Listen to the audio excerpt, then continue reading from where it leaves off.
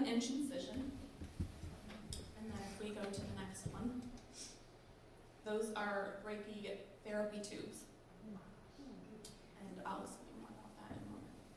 So after my surgery, I was in the hospital for 8 days where I received direct radiation into my leg called brachytherapy. They strategically placed those 5 tubes into my leg, which then got hooked up to a machine where it would insert a small grain of rice-sized object into my leg through the tubes, delivering direct radiation to predetermined spots within my leg. Wow. I actually got to take those tubes out myself, and it was quite fun. It's on YouTube if anyone wants to see. This was to ensure that any leftover cells from the cancer were brutally murdered. It didn't hurt. I could feel it moving through my leg, though.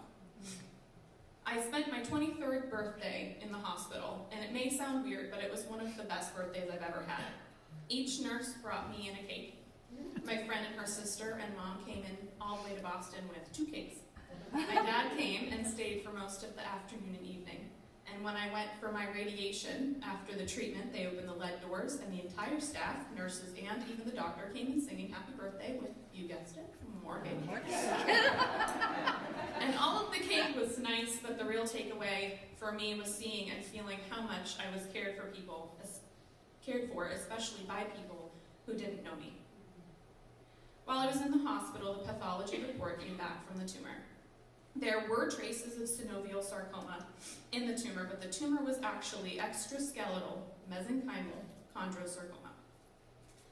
It took me most of my stay to learn how to say that. Taken from the National Organization for Rare Diseases, mesenchymal chondrosarcoma is an extremely rare, often aggressive form of cancer. It is an uncommon type of chondrosarcoma. Conventionally, chondrosarcoma is a form of bone cancer that arises from cartilage cells. Cartilage is the specialized tissue that serves as a buffer or cushion to the joints. Most of the skeleton of an embryo consists of cartilage, which is slowly converts into bone. Approximately 2/3 of the cases of mesenchymal chondrosarcoma affect bones, especially the spine, rib, and jaws. The remaining cause occurs in areas of the body other than bone, which is extraskeletal. And it affects a greater frequency in younger adults.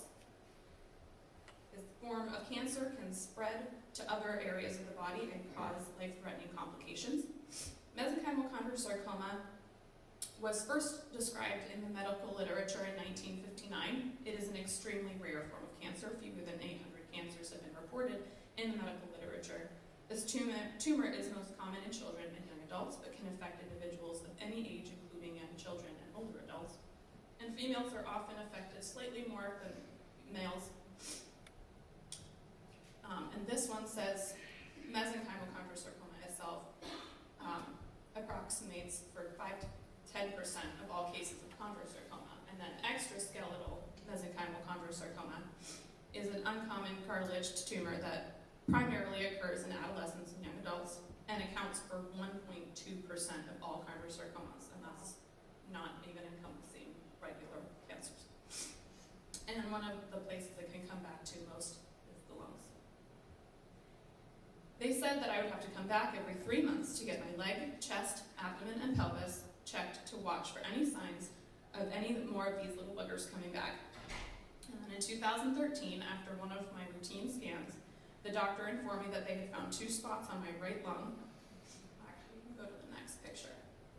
That was me in the hospital. I had a word in my chest. My hair was coming back. That they had found 2 spots on my right lung that weren't there before. The oncologist explained that the lungs act like a filter to the body, so in most cases, that's why the cancer comes back in the lungs. So we met with the thoracic surgeon, and he said that it was really up to me whether or not I wanted them out. They were 8 millimeters and 5 millimeters, just barely big enough to register on the scans. And he was most certain that it was pollutant and not cancer, as everyone can have spots in their lungs just from the air that we take in. My mom said that she felt would feel much better if we had them taken out. So on May 10th, 2013, I went under for the second time for a much simpler surgery. Before the surgery, I had asked the doctor if he could work the scars into a position that I could use for a tattoo, that I did not end up kidding. Of a cross that went into a heart that ended in anger. He asked if I could bring in a picture. The picture that I brought in had the words, "It will be my joy to say, your will, your way, always," in the middle. He asked me if he could bring it into the OR and hang it up so that he could remind everybody who we're doing this for. I was stunned. After the surgery, the report came back, and the doctor was very shocked to see that it was the same cancer as before, and was glad for our diligence in having it removed. You go to the next picture. There's a scar on my back, and then the scar on the front, and a much thinner time.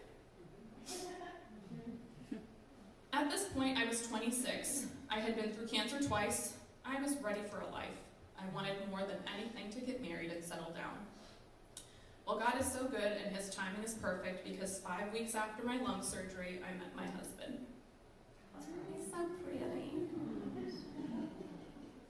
He asked my parents for permission to date me. They wanted to make sure that he knew what he was getting himself into. They told him that he has to understand that I'm not like any other girl out there. I've been battling with an extremely rare form of cancer, and it might come back again. And they wanted to make sure he knew what all of this entailed. Not only did he tell them that he knew what he was signing up for, but he verbally promised to me that he was going to go to every single one of my appointments, and he has not missed a single one. We got married on October 2nd of 2015. And then my flower girl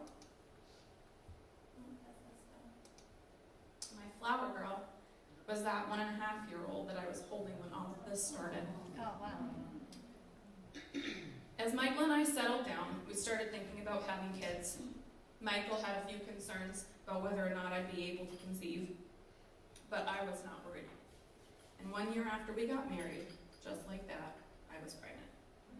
I couldn't believe it. God was so good. The pregnancy sucked. I hated every month. But I didn't care. I wanted that baby. So on Father's Day, on 6/18/17, our little baby boy, Hayden Michael Richard Wright, was born.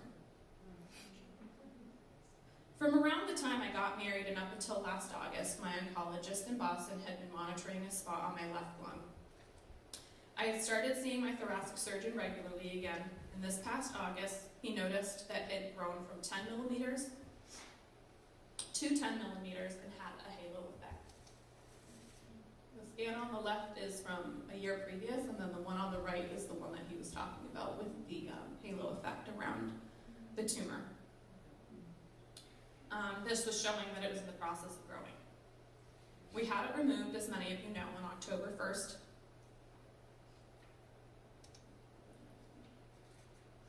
There's a lot more pooping in this one. Oh. Nope. The report showed again that it was the same cancer, but the love and compassion that I received from not just my family, but my friends, co-workers who were amazing and threw me a hope all goes well party and bought Kaden presents to play with, and especially you here at the church, was so overwhelming. When I said in the beginning that it was going to be a while until I started loving myself, it was after this